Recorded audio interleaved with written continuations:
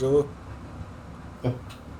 As a child of the early 2000s, I would often go to my local video store and see the same few covers that caught my attention, like Santa's Sleigh, Team America, World Police, and who could forget all those comedies that were unrated. But the one that I remember most was this cover, with that eye, and that title, I fucking hated this movie, dude. Godzilla. I remember and the I cover, just though. never saw Same it, here, dude. ever. Unlike a lot of people in my generation, this Godzilla was not my first association with the character. Destroy All Monsters was. I was Godzilla. Okay, I was a Godzilla fan, but the local library here in town had old school Godzilla like this. All right, so me and my brother grew up watching old school Godzilla with with his son and on the island and all that stuff. It was really cool. The only Godzilla I really know about is the one from like SimCity. Oh god. Oh god. Oh, okay. Then I played some I Godzilla never watched. games. I've never watched Godzilla, so You've never seen 1998? I've never seen any Godzilla movie. Oh, oh my god, you've never seen 1998? Oh, this is gonna be Nope. a treasure. Oh. You have to watch Godzilla 1998 even after we Even watch after this. dude, like, it is like... But then after you watch that, then find all the newer Godzilla movies and then watch those.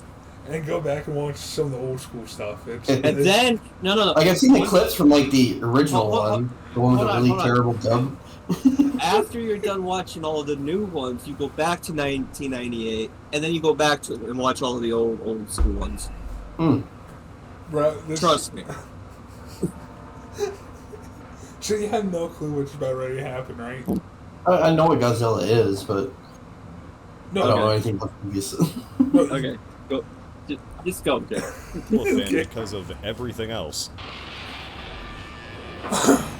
All I knew was that this movie was supposedly bad, and I just never bothered watching it. For years, my only association with it was that eye cover, until last year, when I finally cracked and watched it. That's a lot of fish. Yeah. That's a lot of fish. American Attempt number one. a term that before the Monsterverse had only conjured up one image. This guy. Godzilla Attempt Number 1 was a 1998 romance comedy by slapstick duo Dean Devlin and Roland Emmerich. How 90s Roland is that Emmerich, like logo? the name that is Godzilla. the bedrock of the... Yeah, true. No. What? What? And Roland Emmerich. Roland Emmerich, a name that has built the bedrock of this very channel, a director who is my personal guilty pleasure. I like disaster movies, and I like terrible, corny movies. I also... That's the director who did, like, 2012... All those, yeah. Yeah, and he did Godzilla, I never knew that. love Godzilla. Anything Godzilla. So I think I got a unique perspective once I finally, in my mid-20s, watched Godzilla in 1998. This is a film that could have only existed in the cultural zenith of 1998. The network is on an internet. The effects, the pretentious art decisions, pretending Matthew Broderick What did she say? Just pause it. Yeah, what? The network is on the internet. On an internet. On an internet. What about... It's like what the fuck? You're skipping ahead? No. Back, or what? No, I skipped 2 scenes ahead and I skipped 2 scenes back. No. Here, I was starting here. 1998. I wanted to The see network what... is on an internet. I was trying to find that. In the cultural The zenith network of is on an 1998. See? Did he? But yet, he did the soundtrack? He did the soundtrack? I didn't know that. Puff Daddy featuring Jimmy P. Really? Yeah, that's what I was saying. And Really? this- yeah. This Okay. This is what I was I want to going back. listen to. I want to listen to that song now because that. Yeah. Okay. Let's go. The network is on an internet. The effects, the pretentious art decisions, pretending Matthew Broderick was hot, casting like 3 Simpsons actors for some reason, the aforementioned P. Diddy song, the shameless tie-ins, and most importantly, trusting Roland Emmerich with a $150 million budget. Like Zilla himself, this was a movie that rose up, made a mess of things, and ultimately was just not meant for this world. It had to be destroyed. Yeah. So, it's the mid Oh god, it's this. TriStar was looking for somebody to helm their Godzilla project after they majorly screwed it up. Like, they had a passionate team that wanted to do a faithful take on the Toho monster, but the studio, frankly, didn't trust unknown names, especially with that large of a budget. And so, after all this time and effort, the project died. TriStar still wanted to do a Godzilla film, though, just this time with big, popular names instead. Nah, dude, After nah. Independence Day, there were no bigger names than Dean Devlin and Roland Emmerich, who both at first said... Was that concept art? Look, was this... What was that statue, though? The statue is really cool. What, right in here? Go ahead. TriStar was looking Are for you- somebody to helm their Godzilla. Or are you talking about back Is it? No, keep going. Forward. forward? It's right after they said the 140 million or whatever. Right here? But yeah, I think it was before that, but yeah, go. Godzilla project Yeah. after they majorly screwed it up. Like, they had a passionate team that wanted to do a faithful take on the Toho monster, but the studio Well, is that frankly didn't concept art trust for that unknown movie? names, Or- especially with that large of a Sounds budget. like it. And so, Right there, look at that. That's what I'm saying. Like, is this like concept from the movie that we're supposed to have? Huh. And we got this. We got 1998. Hit comma a few times. time, Oh, What? we're not. Come on. There you go. I just want to see the especially with that statue. large of a budget. And so, I think, yeah, they're right there. That's cool. Look at that. Yeah, That's that like is- Godzilla or something? I think that's the Uh, monster you're supposed to be facing. Huh. Yeah. Yeah, because there's hooves on the bottom, like right here. And You gotta Godzilla's- watch Godzilla to understand the Look at the whole. detail. Somebody, wow. Yeah. That's one of the creatures he's supposed to be facing. I don't know. Because, like, this movie does not do a good job, but there's supposed to be Mothra and King Ghidorah, or, King gets. yeah, that's what I want to say. But I want to say King Ghidorah, or whatever. Yeah. There's yeah, Mecha Ghidorah. Godzilla, yeah, Gajira and stuff, yeah. Bruh, like, fucking, yeah, I want to say King Gizzard there. Alright, you ready? Yep. all this time and effort, Wow. the project died. TriStar still wanted to do a Godzilla film, though, just this time with big, popular names instead. And after Independence Day, there were no bigger names than Dean Devlin and Roland Emmerich, who both at first said no, until TriStar begged again, and then they said yes. Under one condition, Money. that they get to make the movie however they wanted. You see, while Devlin was kind of a Godzilla fan, the pair viewed him more like a relic. They just saw him as a guy in a rubber suit. In their minds, there was no possible way this design would ever be taken seriously by American that's audiences. Godzilla right there. They thought he would be too dopey, Wow. in their words. They would have to innovate Godzilla. Like everything else in the 90s, they wanted to make this Godzilla slim, sleek, and in a tale as old as time, Devlin and Emmerich were a pair that believed they were innovating, when in reality they were just missing the point. We know this design can very much work for American audiences. When conveyed with the proper scale and proper respect, Godzilla is utterly unmatched. But these two simply didn't have the vision or foresight to see that. They viewed Godzilla's positives as his negatives. He can't walk slowly. He can't shoot atomic breath. He can't fight another monster. Oh no, he has to be as far removed from the rubber suit as possible. I told Sony that I would do the film, but on my own terms, with Godzilla as a fast-moving animal out of nature, rather than some strange kind of creature. So what we got was a Godzilla in name only, as fans called it. I gotta say, that term rightfully applies. It'd be like if the detective... So we just got a femboy Godzilla? A Gino. Godzilla name only. Gino. The Pikachu movie had Pikachu, and he's just this giant yellow rat. If the big rat says Pikachu, then nobody can tell the difference. They're basically the same character. Imagine showing this to somebody who had no knowledge of the 1998 movie. Someone with no association with this as Godzilla. You think they would make the connection themselves? I'm not so sure. His spine was turned horizontal. His arms reached the ground. His head was that. What's funny is that Gojira combines the Japanese words for gorilla and whale. A gorilla whale. And you can see this pretty clearly in his original design. That's the whale of Flapjack. Oh, right, it's Gojira is Godzilla, yeah. Dude, that's the whale of Flapjack. It is. Is that Gojira combines the Japanese words for gorilla and whale. It's time you call me the whale from Flapjack. And you can see this pretty clearly in his original design. Even when he has more reptile features, he still has that base appearance. But in this, he's just a lizard. What about this thing makes you think of a gorilla or whale?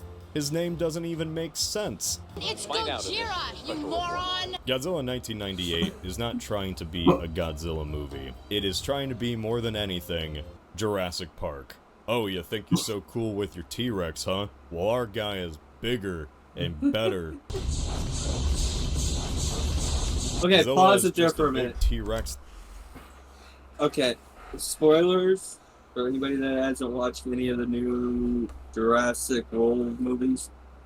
Yeah. There is a fucking dinosaur in there that I swear to you ripped off this movie's fucking Godzilla to put into that fucking movie to battle the actual T-Rex.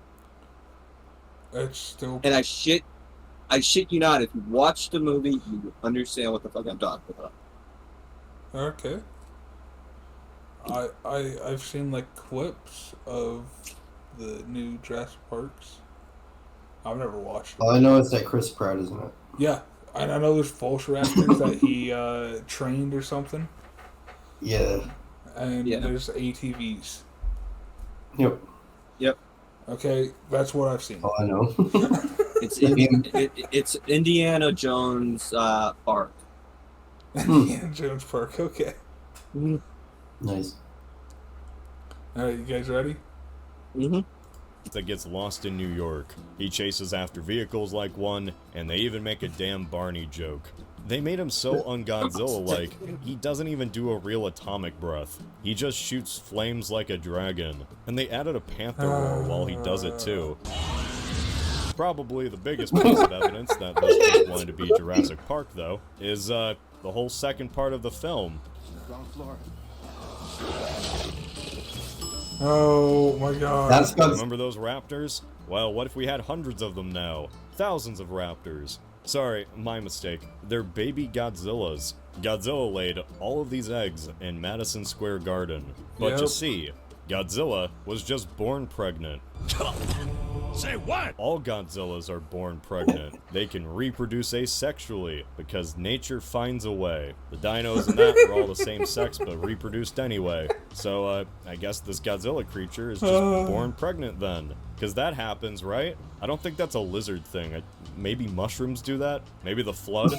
Who's to say? What? From raptors now. The climax of the movie is just making sure these raptors don't escape. Each Godzilla would lay their own eggs. So many eggs that they would conquer the world. Which means we gotta kill them. Can't let a single child escape. So here's the twist. I don't hate this movie. A lot of people now actually really like it and look back on it fondly. What? Is it because of childhood nostalgic brainwashing? Yes. Yes, it is. Yeah. But that's not always a bad thing. There is something undeniably nostalgic about everything surrounding Godzilla. I'll talk about that later on. Yet what I think people like best about this movie isn't just the tie-ins or the cartoon. It isn't its characters, its writing, or even Zilla himself. It's the tone. Oh, if you look at this, he trashed the garden. Oh, man. Now I'm pissed. Godzilla is charming. It's cheesy, it's corny, and it's full of intentional and unintentional comedic moments. That's a lot of fish. The atmosphere, despite being constantly dark and rainy, is not depressing. It's lighthearted. It is exactly what you would expect it to be. Not a Godzilla film, but a Roland Emmerich movie, dressed in a Godzilla suit. I think your story just walked by the window. What? And as Roland Emmerich's most vocal fan, I love that. Even though I never saw this as a kid, I can understand why people like this movie. Because people like this movie in the exact same way that I like Independence Day. Welcome to Earth. Are they good movies necessarily? No. But there is an element to these films that have only grown with time. And also, films just kind of aren't like this anymore. Always wanted to join the French Foreign Legion. As a Godzilla movie, yeah, it's terrible. But it's mainly in that artificial way. Because this thing isn't Godzilla, he's a T-Rex. But hey, I think as a kaiju horror type film, it's quite well executed. Now, if any of you are angrily typing in the comments because I said that, well, sorry to burst your bubble, but I didn't say that. Godzilla -1's director, Takashi Yamazaki, did. And to be honest, that's the healthiest approach to take for this movie. Embrace this movie as the time capsule that it is, with all its late 90s cheese. It does have plenty of that. Yeah. First, the characters really don't take the situation too seriously. True. Back off, Gene. Like 20 different characters, all split into multiple different groups. And all these different groups are usually by the climax, huddled together, watching TV. Roland Emmerich really loves his groups of people watching the TV. It's full of silly people doing silly things. I like that. I like the overly sappy music that doesn't really fit the scene at all. If they get out, they'll multiply, and very soon a new species will emerge. One that could replace us as the dominant species of this planet. Don't celebrate now, they haven't even blown up the babies yet. I could sit here and rage like Doug Walker over the Godzilla equivalent of a back credit card. And for those Godzilla fans, I could do that. And I might.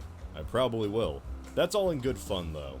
This isn't a Last Airbender. Unlike Shyamalan, they at least added back a few elements of entertainment value in return. It is certainly the most uplifting film about a giant monster ransacking a city that I can remember. Like, instead of panicking that there's a giant lizard in Manhattan, everyone at the news station is just happy the camera guy got the first footage. How fitting is it that when Godzilla finally attacks New York, New Yorkers still don't care? Wait, why is he in New York? Godzilla has always been a creature of the Pacific, you know? Traditionally, he's somewhere around here. So let's track Zilla's journey in this movie, shall we? First, he attacks a Japanese boat somewhere near Tahiti. I'm guessing that's so we can get the obligatory Gojira reference. And then, Godzilla swims a few thousand miles to Panama, where he crosses the entire isthmus just to get into the Caribbean. From that, he swam from the Caribbean for another few thousand miles, into the cold-ass waters of the North Atlantic, right on the US eastern seaboard. Yeah, if there's one place I can imagine a giant reptile would want to go, it's the mid-Atlantic. Zilla didn't want to go anywhere on the west coast, or hell, even Florida. He wanted to go right for New York City, for an entirely natural reason. That's what he's doing in New York. He's nesting. Nesting? Yeah, that makes sense. What better nest than Madison Square Garden? Humanity's pretty lucky Zilla picked one of the most populous places on Earth to use as a nest. All they had to do to save the world was blow up one building full of raptors. Imagine if he had picked some Polynesian island, or stayed in the jungles of Central America, off where nobody would notice until hundreds of dinos began running out of the forest. By then, it'd be too late. If this story didn't begin in a recognizable setting, I assume humanity would have to fight a tyrannid-like swarm of Godzillas popping out from Central America. These things really aren't that strong. You could probably take these guys out if you actually hit them. Imagine thousands of Zillas fighting against a row of military defenses. Zilla's getting taken down by cruise missiles or AC-130 rounds. Yeah. A world war as humanity must unite against the Zilla threat. Wait, that's Star actually a good Troopers. idea. I would watch that movie. Contact me, Emmerich. I got an idea for a sequel. But alas, we have New York as our city. More Zillas, more Funnily trouble. enough, during the most depressing New York weather imaginable. It rains so much, I'm shocked their main concern isn't flooding. This is a very wet film. Every scene in New York is during a downpour. It was a or at prequel to night. 2020, Just constant 2012. rain. There is not a single scene with Zilla on a well-lit day. If you know anything about CGI, well, it's pretty evident why. Night environments help hide imperfections. It's easy to cover up bad CGI. So whenever we do see Zilla, he's in the dark, or underground, or in the water. Full shots are only at night. And during the day, when we do get brief glimpses, well, you can see why they only ever show him in the dark. I didn't know one of Zilla's powers was phasing through buildings. Zilla is not a big monster compared to the real thing. He doesn't tower over any buildings. He runs around them, or even through them.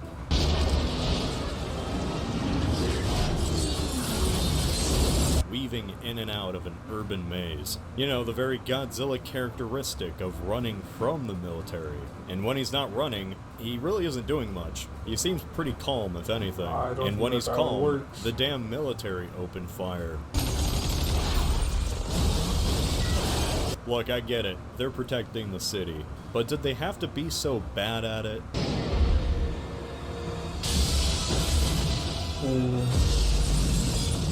How can you guys not hit this giant lizard? He's right there. Did they replace the army with Helldivers? The best America has to offer. Unloading right into the buildings of New York City. For liberty, for justice. Every missile they fire misses. Bullets hit, but they don't do anything. This is still a disaster movie, by the way, but only because the army destroys the city more than the giant monster. This lizard is a Bugs Bunny trickster, bamboozling thousands of Elmer Fuds.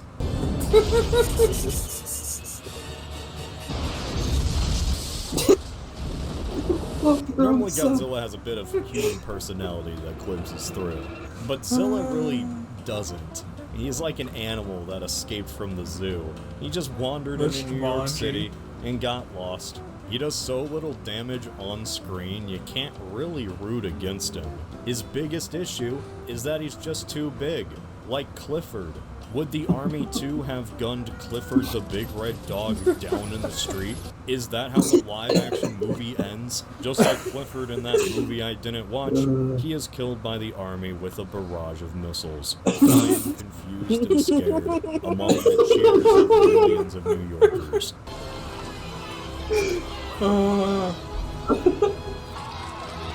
Yes, play that heroic music. You just killed a mom and its offspring. The biggest inconvenience he is to the city is keeping people from getting back to their homes. He's like a pest the exterminators can't get rid of. The city almost feels bigger than the monster. Like, I'm pretty sure they intentionally made New York bigger than it actually is. Made it this labyrinth this animal was stuck in. A maze where hundreds of choppers can perfectly weave in and out without hitting the buildings. This movie, I swear. So by the time Godzilla actually dies, and everyone celebrates, it's kind of just baffling. More like people are happy the wildlife was gunned down. Are they psychotic? But hey, I think that's probably just because the tone is so light. I'm sure if a lizard this big actually did attack the city, the destruction wouldn't be so cartoonish. Like, even with this giant monster rampaging around, New York still feels somewhat invincible. And this is the part of the video where I, the video essay YouTuber, bring up 9/11. This is my turning red moment. This film takes place less than a year after the September 11 terrorist attacks. I bring this up because it radically altered the culture of the time. So, Lindsay Ellis once compared how different pre-9/11 Independence Day was compared to post-9/11 War of the Worlds. Like, the pre-9/11 movie had a completely different perspective on disasters than the post one. Yeah, I would say that. Yeah. And I can't help but feel the exact same comparison can be made between Godzilla and Cloverfield. Okay, stick with me on this. Both are kaiju movies involving a monster wandering into New York, destroying landmarks, getting fought by the military with entirely different tones. My point here is, you just couldn't make this scene with this joke after 2001. It's something only the height of 1990s America could have produced. That's the goddamn Chrysler building we're talking about. This long into the video, and I finally got to the characters. Finally. Come on with us. Dr. Nick Papa. Topopopoulos. It's the Topolis. Yeah, that. Matthew Broderick is Dr. Nick, the nuclear scientist. What a leading man he is. Dr. Nick is one of those standard, I'm too smart for my own good type characters. Especially ones that look for gonadotropic hormones or clomiphene citrate. Actually, dude, it's salt. That's what I said. Sodium chloride. Dude, that would be salt. He's just awkward for most of the time. Gets dragged along throughout the whole plot. Yet somehow, the female characters just keep finding him attractive. This guy, in this hat, what a heartthrob. This is probably the least star-studded cast for a Hollywood blockbuster I can really think of. And that's not a bad thing, it's just interesting. It's mainly just TV actors. Like, who do we got here?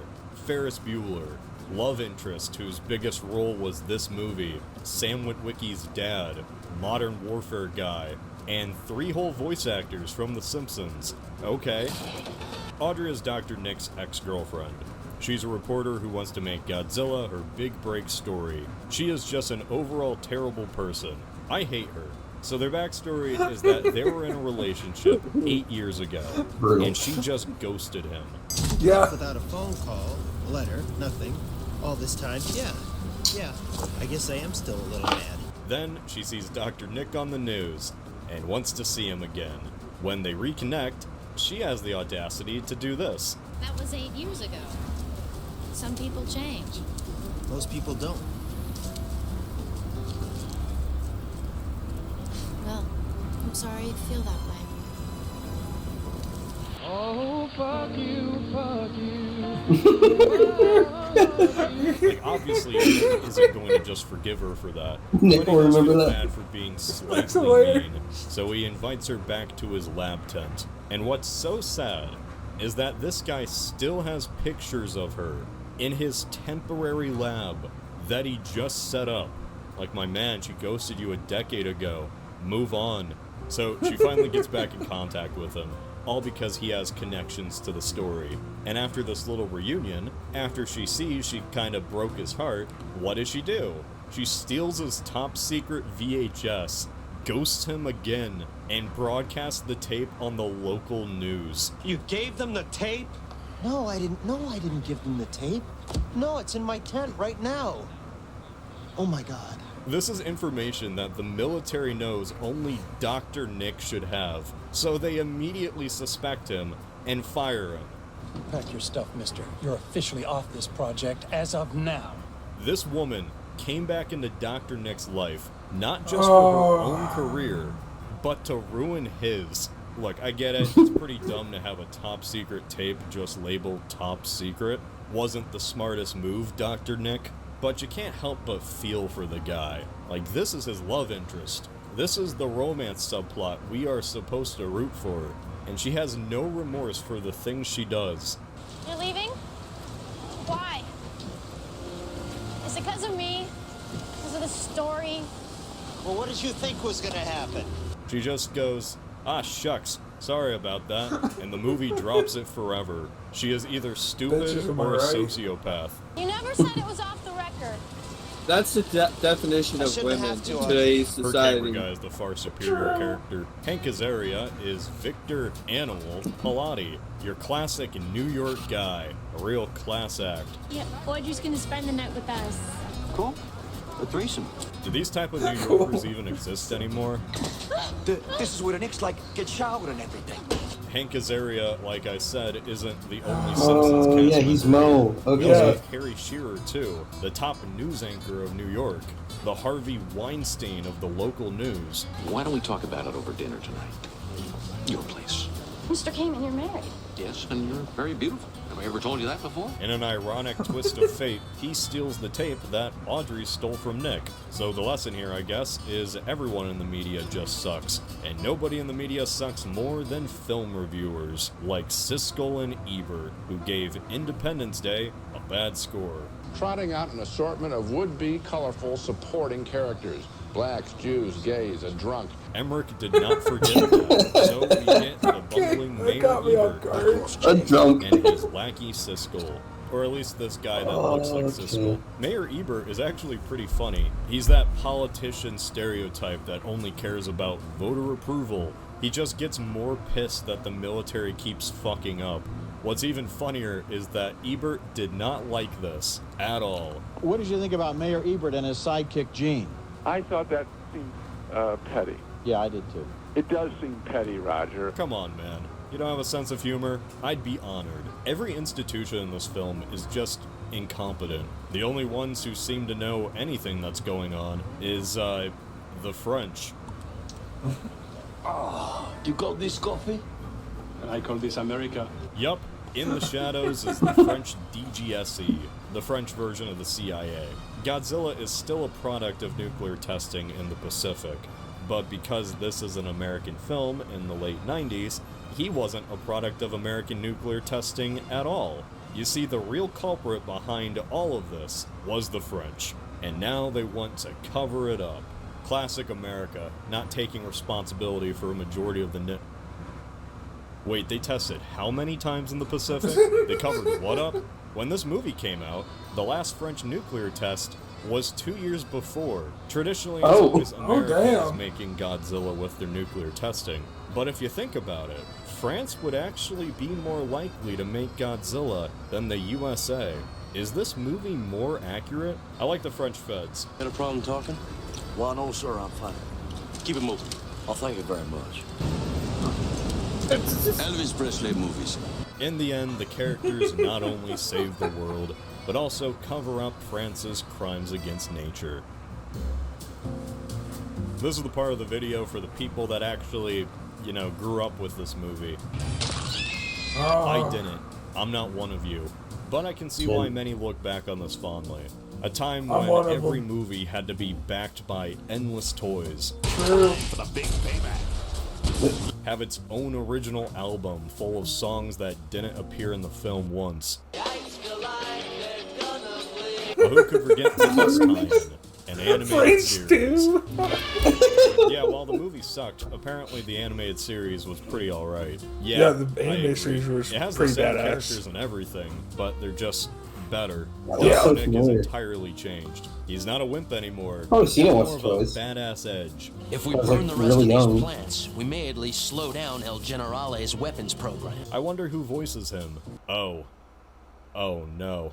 They're sharks. They're scary. No one wants to get eaten. But I've been eaten. Oh, You're right about one thing. that's sure, you know? No, not again. Hank Azaria's character, ironically, isn't played by Hank Azaria. He does sound familiar, though. It's kind of hard to get your stuff on the air when a bunch of stormtroopers grab your camera and trample your First Amendment rights. Nothing but that, motherfucker. This Godzilla isn't the one from the movie. It's one of the babies that didn't get who is that? all up. And it grew up to be good. Fight a rogues gallery of other kaiju. You know, like Godzilla should. This whole series is just an embodiment of late 90s cool, an era we will truly never see again. True. That Y2K dark edginess, bright greens on a black background, trench coats, a low techno soundtrack. You know, the original Xbox. Yeah. We get it. It's a bad Godzilla movie. But at the same time, this is so far removed from Godzilla. That was a Blade, right? It's kind of its own Matrix thing. and Blade. In fact, Yeah. its reputation from Yeah, the for start sure. probably would have benefited if it just wasn't called Godzilla. Say Some Zilla had dinosaur just been game. this separate American monster. That's hilarious. A big T-Rex that ran around the city. All those faults people would have with this creature wouldn't really matter. Who cares if it moves around hunched over? Who cares if it climbs on buildings? Or runs? it'd be its own thing, and those negatives could become its strength. Like Godzilla Minus One's director said, it works as a kaiju movie, flaws and all.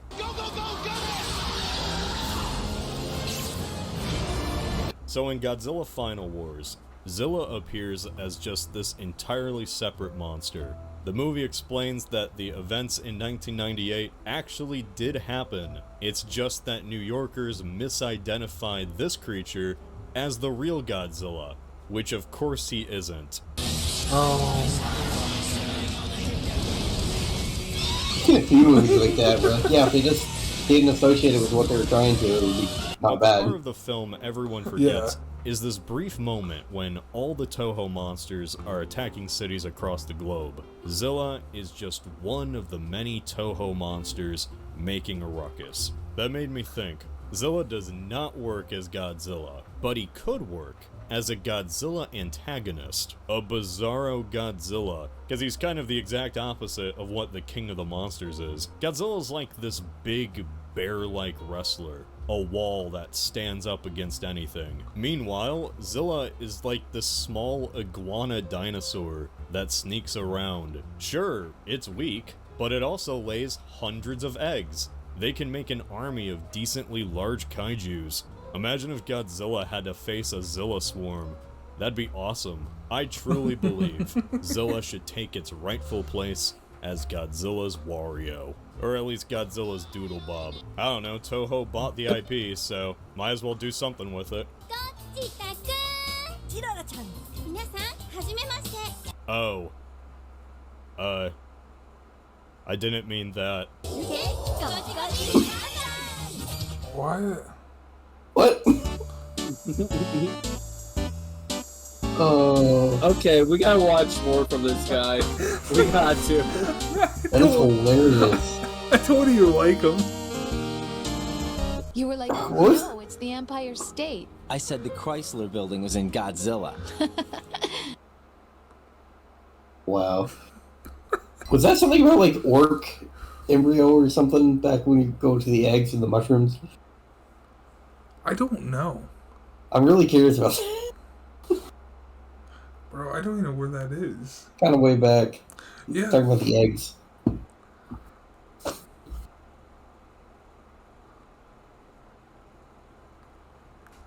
Oh my god, how far back? It's like halfway, I think. Wasn't it? Hmm.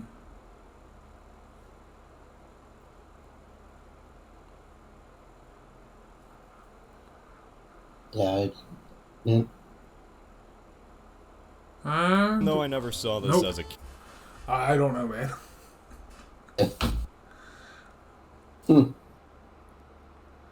Okay, this movie's fucking crazy, and I did not actually put the distance in my head between when I was a kid between how far the Godzilla or Zilla actually traveled. Oh my god. That is hilarious. Oh, it is too good. I kind of want to watch it now. Yeah, I didn't know it's the same director. I love his other movies, Independence Day and the other ones. Yeah. I think they're alright, but like Day After Tomorrow. Yeah. holy Stargate. shit. Oh. So you like that same director? Yeah. I think. Hi,